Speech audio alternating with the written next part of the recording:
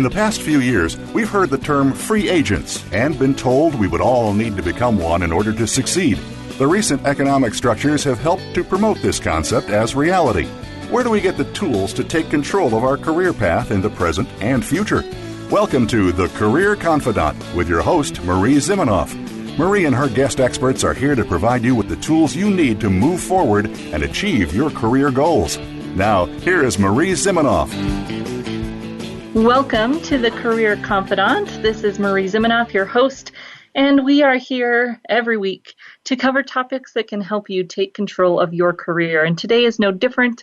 We have an amazing guest joining us who wrote the book on how to negotiate your severance. And Paul Levy is going to share some of that information with us today. Paul, this is a topic that not very many people are talking about, and many people don't even know maybe what this is all about. So I'm excited to hear from you today. Thank you for joining us. Thanks, Marie. It's really a pleasure. And you have quite an impressive background. You've been in healthcare. You've been in education a little bit. Just give us a brief bio for yourself.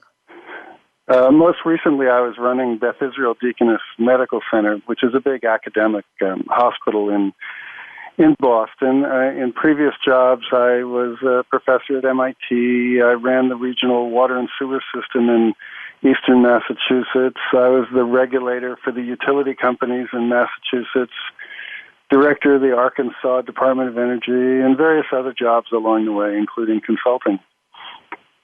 So this is something you've experienced in the corporate seat, not just academically, which is good for our listeners. And tell me a little bit about the impetus. Both as the hiring. Oh, go ahead. Yeah, tell me about the impetus for the book. Well, I was going to say I've experienced this on both sides, both as someone who's been laid off and also as someone who has laid off people. And recently, Farzana Mohammed and I noticed that a lot of young people, in particular, who we had been counseling in their employment, were going through layoffs and didn't know how to handle the situation. So we did a bit of research and we wrote a book to help people through that process. Yeah, so let's talk a little bit about layoffs, and then we'll talk about what severance is, because some people might not even know what it is that we're referring to here. So we actually did a whole show a few weeks ago on some signs that you're getting laid off. So we'll just kind of briefly cover those. What do you see as some of the top signs that there might be a layoff coming? Well, I think the most likely sign is to watch the financial results of your company, either as reported publicly or what you're hearing around the proverbial water cooler in the coffee room of the company. Everybody knows when a company is starting to go through a downturn. And unfortunately, as often as not, most companies, when they go through downturns and are facing financial problems, think that the best way to solve those problems is to lay people off. And there are some companies that don't approach it that way, but I have to say most of them do. This is a pretty traumatic experience for people because this is not the same as being fired for poor performance. This is being laid off usually because the company is not doing a good job in the marketplace or in running themselves or whatever it is. And it's really not your fault, but you end up being the victim of circumstances. Right. And a lot of times without too much warning if you aren't paying attention to some of those signs you mentioned. As often as not, it is without much warning, although you can sometimes get a sense that you're in trouble by the way your supervisor is talking to you, and people have pretty good instincts about this. The other thing is if you've seen other people being laid off in your company, that's a sign that there might be more to come. I think most people are not caught totally by surprise when layoffs occur, but they are caught by surprise that it's them, that it's they who will be laid off. Because they think they're doing a good job and, they can't possibly lay me off. I'm really important to what my company is doing. Right. Well, unfortunately, they don't always think about it the same way you do. Yeah. And there's a lot of things that people can do to prepare themselves, obviously, if they think they might be laid off. Let's stick a little bit more to the kind of employment contract area of that we're going to talk about, or maybe the financial area of that in terms of what they need to be thinking about. Well, I think it's a good idea generally when you're working for any organization to make sure you keep proper documentation of your time with that company. And by proper documentation, I mean keep a copy of the offer letter, keep a copy of your performance reviews, keep a copy of the employee handbook, keep a copy of any official documents that the company has sent you as an employee, either you alone or to employees in general. All that kind of material is important background that can help you establish a better case for yourself if and when you need it. All those documents are documents you're entitled to have. As an employee, you're certainly entitled to have your offer letter, and you're certainly entitled to have your performance reviews. But beyond the formal documentation like that, keep copies of emails between you and your supervisor. Let's say, for example, that you've been requesting from your supervisor some changes in the way things have been running in order to better do your job for the company. And if the supervisor hasn't been responsive to those, that's important information that might help you later down the road, for example. Right. So you have some documentation, knowing your current policies and how much paid time off might you get. And so when I was kind of first starting in this business and getting more into the coaching side of things outside of academia, I was partnered with a person who was trying to encourage employers to put how they handle severance in an employment contract or to discuss it up front. So before we kind of get into negotiating it when it's happening, I'd love your thoughts on that if you have any. What are companies doing that? Do you recommend that individuals do that to ask about severance when they're negotiating their offer? I think that would be an excellent idea. There's nothing like having it in your offer letter so that it's there in the event you need it if there is a layoff. And let's think through that. Now, why would a company be willing to put in an offer letter how much they're going to pay you if they lay you off? The reason is this. When a company has decided to hire you, they've usually done it after a pretty extensive search process. And once they've decided they want you, they really, really want you. They don't want the number 2 person on their list. They want you to come work for them. They don't want you to go work for the competition. And it is actually a good time to ask for things. Also, it's a good time in terms of the severance deal because it doesn't really cost them anything to give you some kind of guarantees at that point. So if you say to them, for example, language like this, I'm really excited to work here. I'm so pleased to have this job and to work with the people and on the mission of this company. I would feel more comfortable if in my offer letter there was a provision that covered the situation in the event my job is terminated or I'm terminated, not for cause.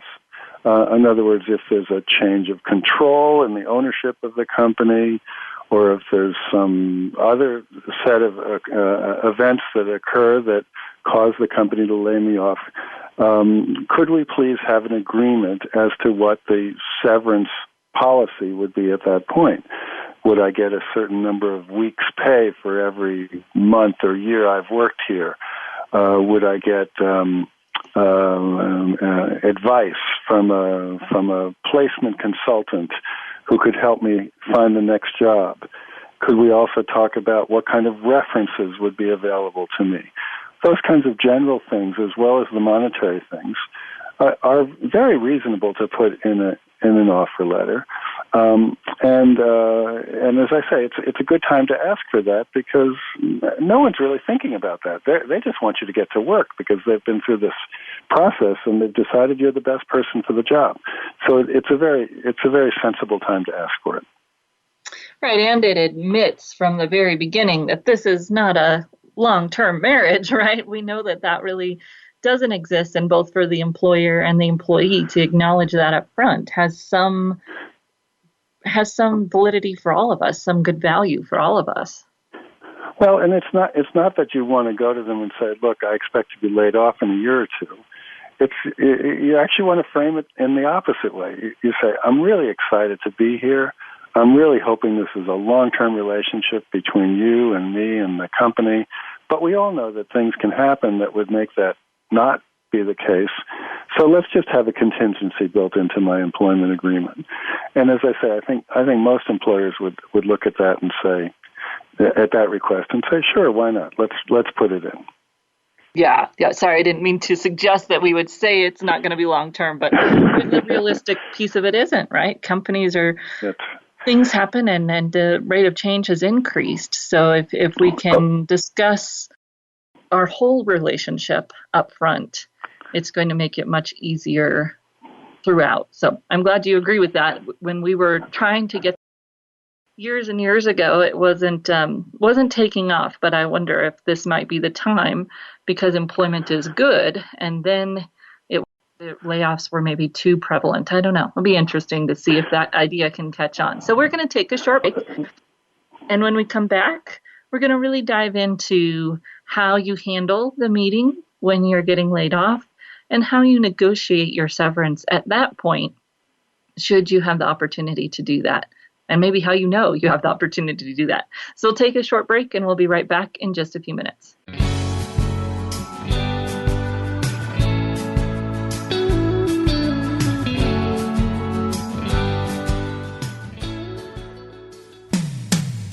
When it comes to business, you'll find the experts here. Voice America Business Network. You know that the career landscape has changed and that you need to be proactive about managing your career. You can have the foresight, skills, and confidence you need to take charge of your career and seize opportunities. A strategic advantage and career expert, Marie Zimenoff has helped thousands of leaders like you get focused, get found, and get hired. Visit getcareersmart.com to find out more. That's getcareersmart.com or call 800-521-2080 to schedule your complimentary consultation.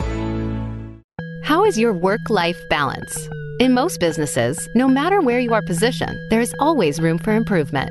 If you're an executive, learn insight about your business. Are you an employee? Learn how to better work with your team. Even if you're not in business, you can learn where your strengths and weaknesses can be played to their best potential. The Work-Life Balance with host Rick Morris can be heard live every Friday at 5 p.m. Eastern Time, 2 p.m. Pacific Time on the Voice America Business Channel.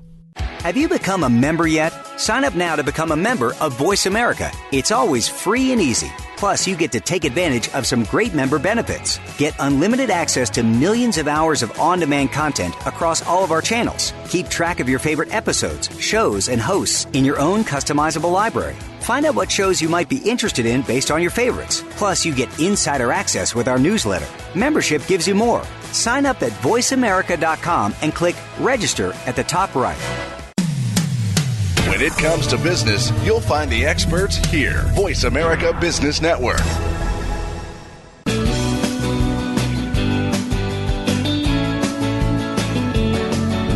You are tuned in to The Career Confidante with Marie Zimenoff.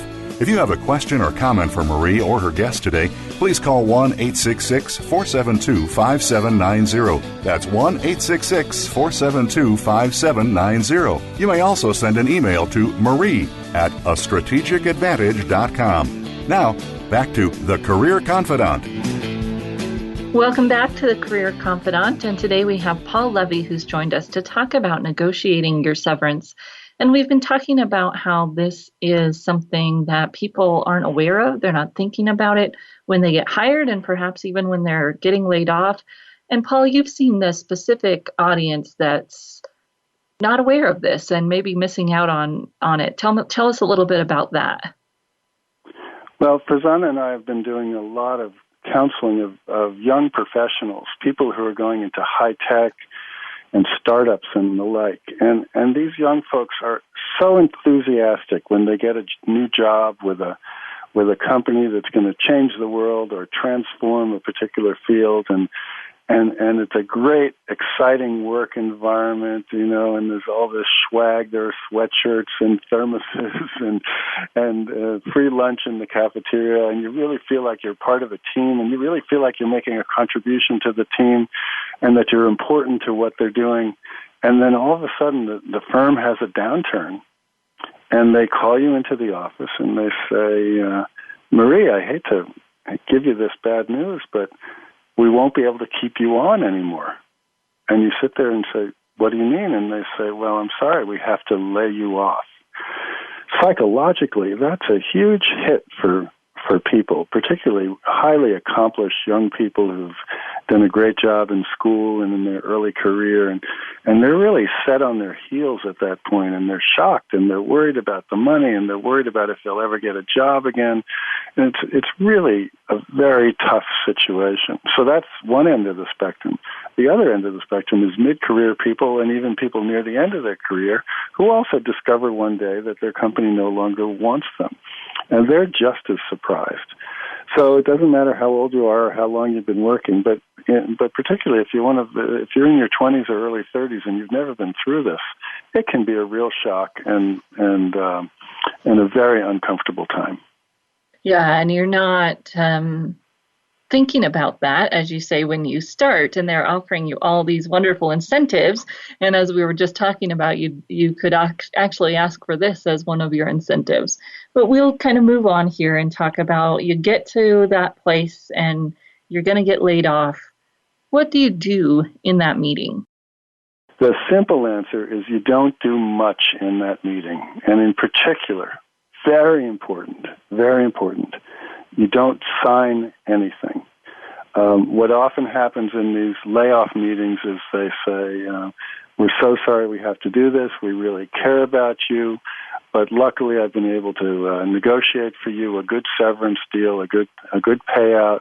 I just need you to sign this letter, and then we can send you the money. And what's in that letter? Well, it's a very important letter to the company and to you. It's a release. It's a legal release in which you promise not to sue the company, you promise not to say disparaging things about the company, and you might promise other things. What we say to you is if they offer you that letter in that meeting, just say to them, thank you very much, I'll review this and get back to you. The other thing to do in that meeting is this is not a time to argue to keep your job. They've already made the decision that you're going. And I think if you want to say anything, it's, I'm so sorry to get this news because I've really been enjoying my time with the company, and I feel that I've really contributed to our mission and our purpose and what the company is trying to do. But if you're telling me that's over, I accept that, and thank you for the time we've had together. And then you just shake hands with people, take the letter with you. They'll probably take you to your office to get your personal effects. They'll ask for your ID, your key to the building. They'll probably shut down your email, and you leave and you go home. Okay. Still making sure that we don't sign anything. We leave on a positive note, and that can be tricky, but you're burning bridges if you start giving any negative feedback, even if it's requested. I've talked to some people about the whole exit interview thing, right? And you don't want to really say much in that because it's most likely just going to make you look bad, and the companies usually don't change anything anyways. So you're not saying anything negative. You're just sticking to the positive, letting yourself kind of absorb that and not feel like you have to react in that moment. Exactly. You will not be prepared to react in a way that's going to be helpful for you if you start arguing or if you start criticizing other people or the business plan or anything else that's been going on in that company. Also, let's understand that the people who are talking to you are themselves probably a bit nervous about doing this. They're a little scared as to how you might react, believe it or not. They just want to get through the meeting and feel that they've done it in a professional, thoughtful way. And so if you respond in kind, if you respond in an adult way, saying, "Oh, I'm so sorry to hear this news. I've really enjoyed working here. I think I've really contributed to the place. But I understand times change, business circumstances change, and thank you very much for the time together. And I'll take a look at this document and I'll be in touch." Right, just to stick to the facts, which is what I usually coach people to do in sticky situations. Stick to the facts, know that you're going to have that emotion, and you don't want it there. You want to go and have that emotion in a place where it's safe for you. Absolutely, and where you're with friends or other colleagues who are going to be supporting you. The other reason to behave in that way, by the way, is it's not at all uncommon for companies to rehire people that they've laid off in the future if there is a good relationship between them. So I'm not saying you necessarily want to go and work for them again after they've laid you off, but you might. And who knows, 6 months later or a year later, they may call you and say, "Hey, things have turned up again for the company, and we really appreciated your time with us, and you were so gracious when we had to lay you off. Would you consider coming back?" And, of course, that will be a good time to negotiate a new salary and everything. But for the layoff meeting, just try to keep your cool and so on. And it's perfectly fine when you get to your car to start crying or screaming or whatever, or call your best friend or call your mother and go through it then. I mean, you're going to have to get it off your chest at some point, but don't do it in that meeting. Yeah. So you get this letter, you go home, you look at it. Let's talk about two different scenarios. The first is there's not any mention of severance.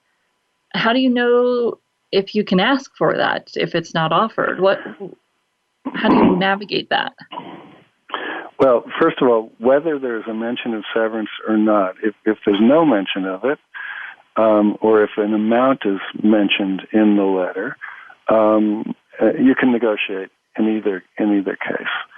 It's very unusual for a company not to offer some severance when there's a layoff. Perhaps if you've only worked there a month or two or whatever. But even in that case, very often they offer severance because they know that you accepted a job with them and probably turned down a job with somebody else, and that you're going to have some period of your life coming up where you need to look for work, and it's prudent on their part and appropriate to offer you some payment. Likewise, if they do offer you an amount, there's a good chance that amount is also negotiable. So in terms of how much you should ask for, that will depend on your situation and so on. And we can spend a few minutes, Marie, if you like, about the process for doing that, whether you want to do it on your own, whether you want to get a lawyer involved, and the like. But I think the simple answer here is it's always negotiable. The company wants you to sign the release letter. It's very, very important to them that they not be sued and that you not say disparaging things about them to the community and to other businesses and to the marketplace and on social media and all those kinds of things. They just want you out of there. They just want this done. And so until you sign that letter, this is the key leverage you have. Until you sign that letter, you have the ability to negotiate a better deal for yourself. They'll be responsive to that, to a better deal. And so the question is how you ask for it and what you ask for and what's behind the request. So I don't know, Paul, do you have a few minutes to stay with us and talk through this process and what people can ask for, et cetera? Sure thing. All right, well, let's take a short break then, and when we come back, we'll dive into that. So we'll take a short break and be right back here on the Career Confidant.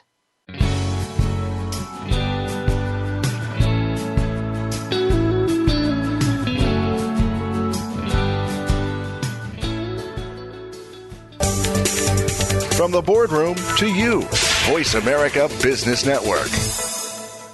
You know that the career landscape has changed and that you need to be proactive about managing your career. You can have the foresight, skills, and confidence you need to take charge of your career and seize opportunities. A strategic advantage and career expert, Marie Zimenoff has helped thousands of leaders like you get focused, get found, and get hired.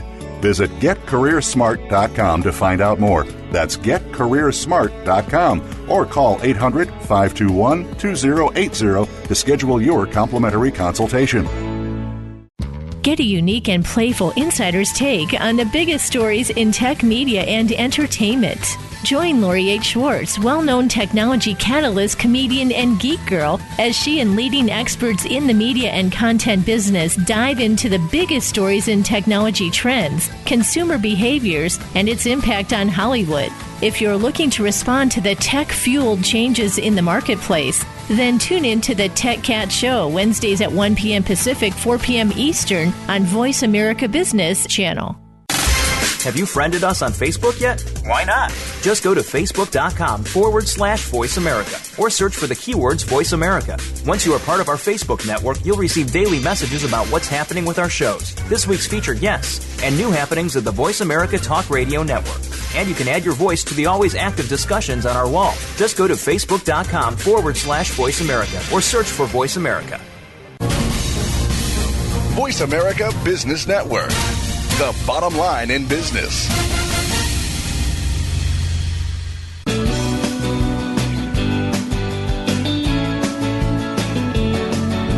You are tuned in to The Career Confidant with Marie Zimenoff. If you have a question or comment for Marie or her guest today, please call 1-866-472-5790. That's 1-866-472-5790. You may also send an email to marie@astrategicadvantage.com. Now, back to The Career Confidant. Welcome back to the Career Confidant. This is your host, Marie Zimenoff, and today we have Paul Levy with us covering a very good topic on negotiating severance. So we've talked a little bit about how to know if a layoff is coming and what you can do in that meeting to make sure that you handle yourself well. And now we're really ready to dive into the nuts and bolts here. So you were talking about the process and that you can manage it by yourself, the negotiation, or with a lawyer. Tell us a little bit about that process and how it looks one way or the other. Okay, remember, you've left the meeting with your employer, and you have in hand a copy of a release letter they want you to sign, and they've told you how much they're willing to pay you in severance and perhaps other terms and conditions that they're willing to give you in return for your signing that letter.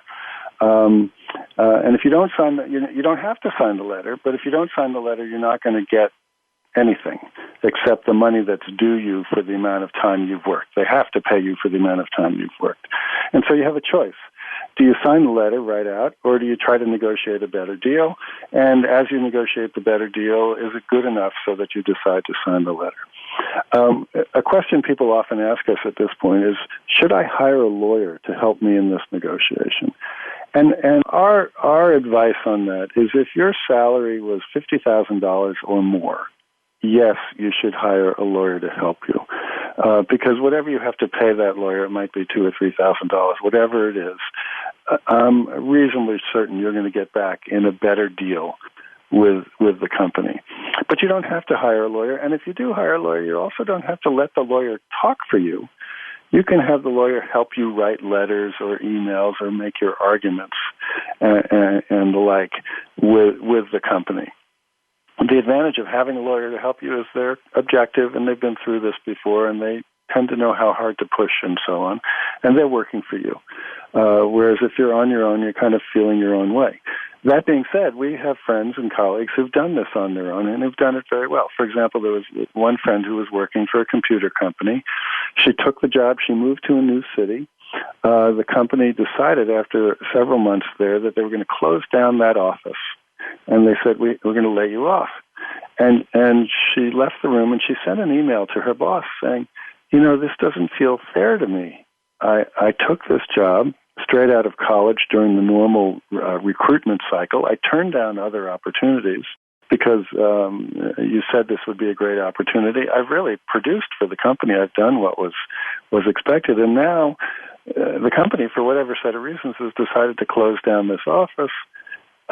You've offered me a month's pay as severance, but it's going to be months before I find a new job because that recruitment cycle is a yearly cycle. And it just doesn't feel right to me. What if we were to talk about a longer severance period or more money? And lo and behold, just on the basis of that email, which she wrote in a very friendly and forthright fashion to her supervisor, the supervisor wrote back and said, you're right. It isn't fair. And instead of a month's severance, we'll give you X amount of dollars. So there was a case where someone in their own naive, thoughtful way made the case for themselves based on the facts of the situation. The supervisor agreed because the supervisor had hired her and was feeling badly for her. And, it's a small world. You never know when you're going to run into people again. And so he authorized more pay for her. By the way, ironically, of course, the supervisor was then let go himself a couple months afterwards. So that's one approach is just to prevail on the fairness of what they're offering you. But there are other approaches you can take as well. And Marie, if you'd like, I'll just dive into a couple of those. Would you like me to? Well, and I like what you shared about that one just quickly, is that there's some reasoning, logic, research behind it, not just I want more because I want more, right? I want more because there's a longer cycle. You've got to have some kind of backup to your request. So I like that about your first one. Keep going. Well, and yes, you should always give a reason. Just it doesn't work just to demand more money. There's got to be a reason that would be persuasive. But remember, too, they want to do the deal with you because they want that release letter signed by you. There are also times where the company has made a mistake, where whether they've made a legal mistake or an HR mistake, or they've just done something that's a little bit untoward. So, for example, a friend of ours was working for a manufacturer in California, and she went away on maternity leave, came back, and 6 weeks later, they laid her off and offered her. She had been working there for 3 years, and the package they offered was kind of skimpy. And she made the argument that we've just talked about, the fairness argument. But then she also asked a question of the HR representative. She had her on the phone, and she just asked this question: does this layoff have anything to do with the fact that I just came back from maternity leave? Now, of course, the person in the HR department did not answer that question. But believe me, the person heard the question. And the last thing that a major manufacturer in Northern California wanted was a story in the newspaper or spreading around social media that a senior engineer in a company that was supposed to be a really progressive company was laying somebody off. It was laying off a female senior engineer 6 weeks after her maternity leave. And so even though they never answered that question per se, they came back with a much more generous offer. There was another case of a computer company that hired a number of coders around the U.S. who were working remotely, and they were paying them using PayPal. Well, it's perfectly legal to use PayPal to pay the company, but they were charging the transaction fee of PayPal to the employee rather than paying it themselves.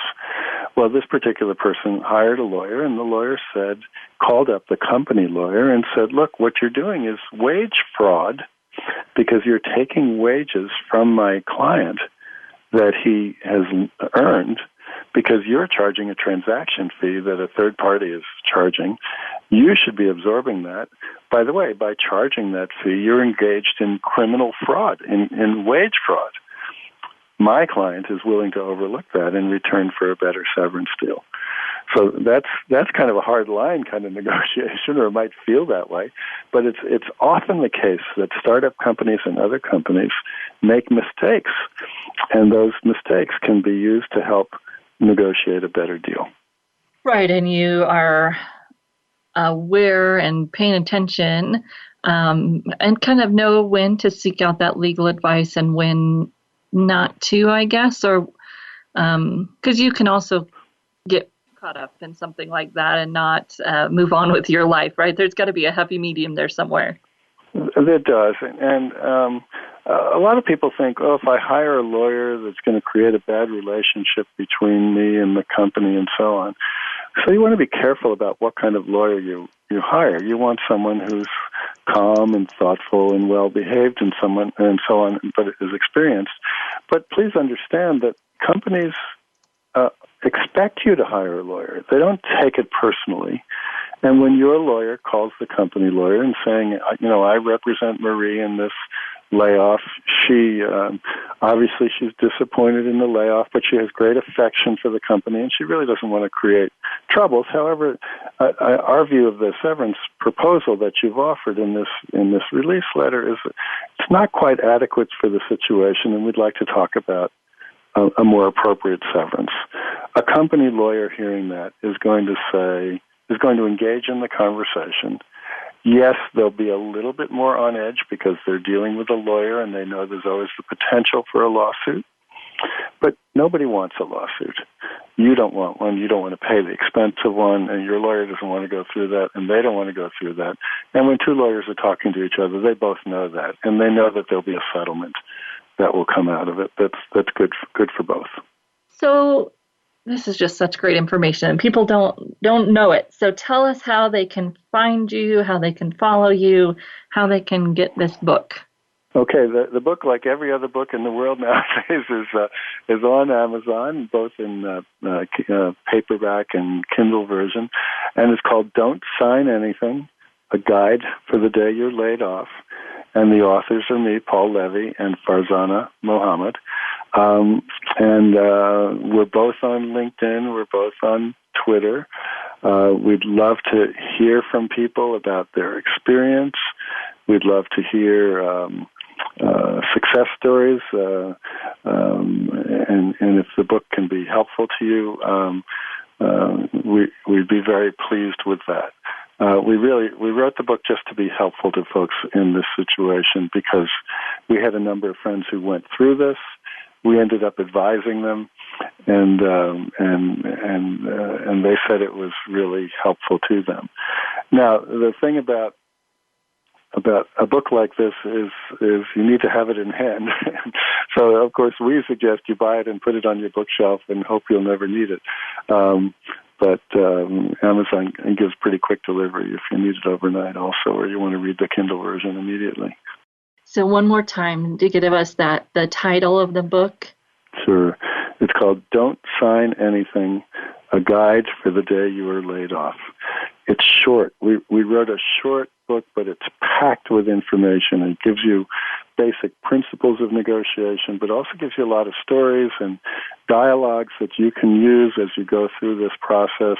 A little advice on how to pick a lawyer if you decide to pick a lawyer. Some stories from real life of people who've done this. It's an easy read. We tried to make it very accessible. We both advise on negotiation around the world, and we train people in negotiation. But this book is written in plain English and is short, and I think you'll find it very helpful. Well, I can't imagine it's anything but helpful, given how wonderful you've been today. So thank you so much for sharing that. And Paul, it's just been a pleasure to have you on the show. So thank you so much for sharing your expertise. My pleasure. Thank you. All you listening out there today, don't go away, because I'm going to come back and unpack this and put it in a checklist for you like we always do at the end of the show. We're going to say goodbye to Paul, and thank you so much for sharing your expertise. Just been a wealth of information. So thank you again, Paul, for joining us, and we'll be right back here again on the Career Confidante.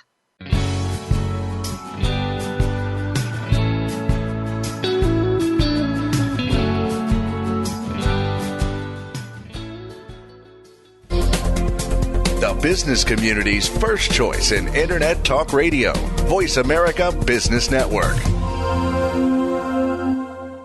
You know that the career landscape has changed and that you need to be proactive about managing your career. You can have the foresight, skills, and confidence you need to take charge of your career and seize opportunities. A strategic advantage and career expert, Marie Zimenoff has helped thousands of leaders like you get focused, get found, and get hired. Visit getcareersmart.com to find out more. That's getcareersmart.com or call 800-521-2080 to schedule your complimentary consultation.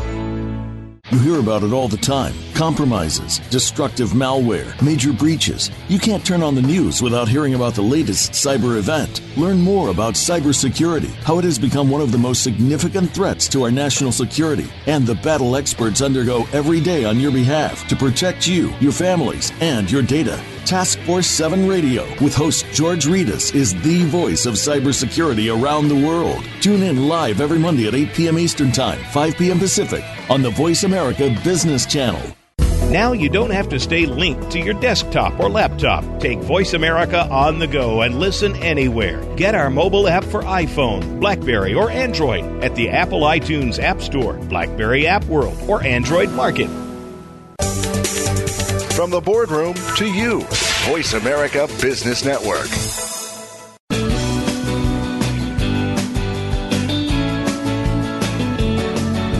You are tuned in to The Career Confidante with Marie Zimenoff.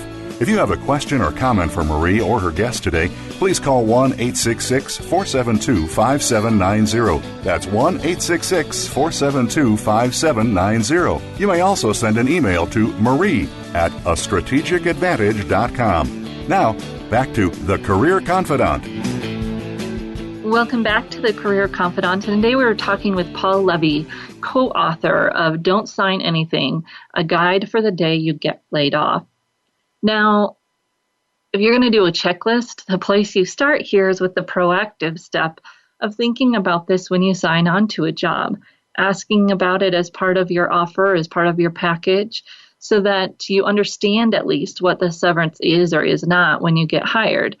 Can you enforce that later if you sign an offer letter that says that you're going to get a certain amount of severance and then 10 years later they lay you off and their policies have changed? Who knows? But at least it sets the tone and keeps you aware and keeps you thinking about your own career in a proactive way.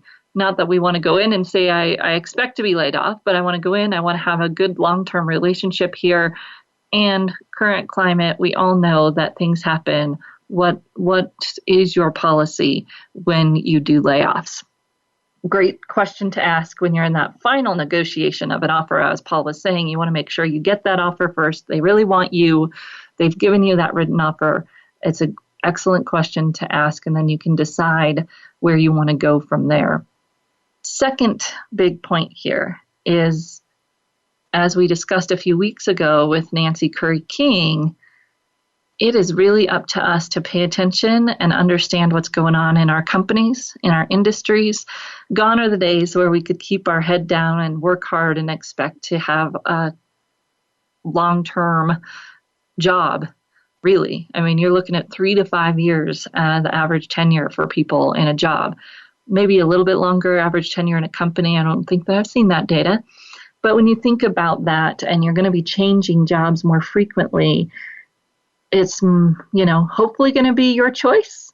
But when it's not, are you going to be prepared for that? And that's like the whole mission of our entire show, is giving you what you need to be prepared for that. So it's not just a small thing. I understand that. And keeping your head up, looking around, noticing what's going on in your company, reading newsletters, all of those things that we talked about with Nancy, to really be aware of what's going on. And when you think that you're invincible, you are in trouble. One of my most poignant memories from early in this work was talking to someone who was at a company who had repeatedly laid off people for about 7 years straight by the time I met with my client who was still at this company. And she continued to think that she was stable there and secure there. And just because you may have made it through a few rounds of layoffs doesn't mean anything. It means it could be you tomorrow. In fact, it's more likely to be you tomorrow than if your company's never laid off, right? So thinking about it as stability is not your company. Stability is your network. Stability is your skills. Stability is your career agility, as I like to say, in terms of ability to move and change and keep yourself moving. Ironically, perhaps the more used to that you get, the better off you'll get at it, the better you'll get at it. People who struggle the most are ones who've been in a job for 20, 25, 30 years, and then they have that change. Now that you're more likely to change more often, although it may seem counterintuitive, you'll actually get better at it, and maybe it will be a positive thing for you. That's not how it feels when you get laid off and you go into that meeting. So third big thing is that you go into those meetings and almost build a wall emotionally for yourself at that moment to handle it like a business deal. This is a business deal. And very astute advice from Paul that in that meeting, you really don't even say much. You listen, you ask about the process, similar to when you get a job offer and we have those excited emotions and we can move too fast and sign an offer that isn't the best for us or sign without asking enough questions. Same thing applies here, only it's those negative emotions that might get in our way. They're real, they're valid. You need a time to express them and a place to express them. In that meeting for your layoff just isn't the time or place.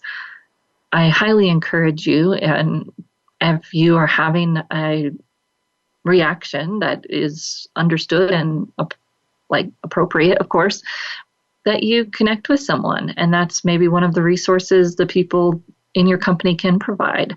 Do they have an employee assistance program that's offering counseling? It's different than transition assistance. We're not talking about outplacement here. That's the nuts and bolts of how are you going to get a new job. And maybe some of them provide a little bit of emotional support. But if you're really struggling, if you've been somewhere for a long time, that may not be enough. We don't think about it this way, but if you had been married for 25 years and you got a divorce, you would expect some pretty strong emotions to go along with that, and hopefully some counseling or coaching to work through the emotions of that. When people get laid off after a long term, or sometimes a short term, just depending on the person and their reaction, it can feel the same way. And if we don't process that, we don't get through it, it's going to hang on and make it hard for you to really move on and be successful in your next job. And that's the last thing you want. So don't say anything in that meeting. Take that piece of paper home that they've given you, that letter of separation, look through it, understand your options, and decide how you'd like to move forward. Do you want to have someone help you look through it, a lawyer that might guide you in negotiating or help you negotiate, or maybe just a colleague who's been through something similar, or maybe you go home and order Paul's book so that you can walk yourself through it that way. Give yourself time, just like you would with that job offer letter. And then don't be afraid to negotiate. Everything's negotiable. As Paul said, they want you to sign that separation agreement so you can decide, is it more money? Is it support in the transition? Maybe money for that. There are many different ways that you might go about negotiating. And of course, you're always going to be most successful if you have some kind of thought out logic behind that, as the stories that he gave, where people were talking about the recruiting cycle or some other good background to go along with their request. Hopefully you don't end up in this position, but if we are thinking about it ahead of time and we're prepared and perhaps even negotiating it when we get that offer, we won't be surprised when it does eventually happen to most of us that there's a transition that isn't our choice. We hope that you'll keep listening to us here on the Career Confidante and getting the tools and resources that you need to take control of your career. And we'll see you right back here again next week on the Career Confidante.